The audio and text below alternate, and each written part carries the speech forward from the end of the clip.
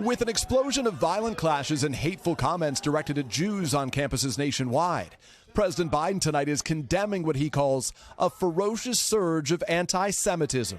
There's no place on any campus in America, any place in America, for anti-Semitism or hate speech or threats of violence of any kind. With a bipartisan group of leaders holding photos of Holocaust victims, the president drew parallels between the horrors of the Holocaust and Hamas's terror attack on Israel on October 7th, the deadliest day for Jews since World War II. People are already forgetting. They're already forgetting that Hamas unleashed this terror. It was Hamas that brutalized Israelis.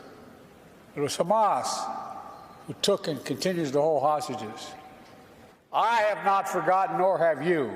President Biden's been facing intensifying pressure from progressive Democrats calling on him to stop sending arms to Israel. There are protests all over the country. We have a president that just refuses to talk. And from Republicans blaming him for not criticizing the protests sooner.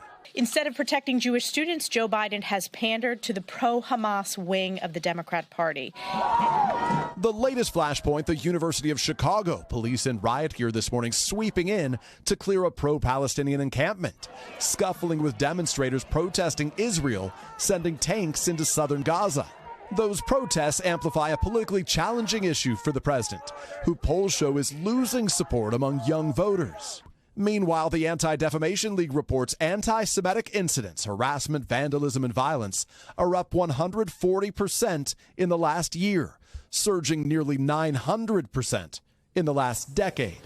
This forceful condemnation of anti-Semitism comes as President Biden's also been highly critical of Israeli Prime Minister Netanyahu's handling of the war in Gaza.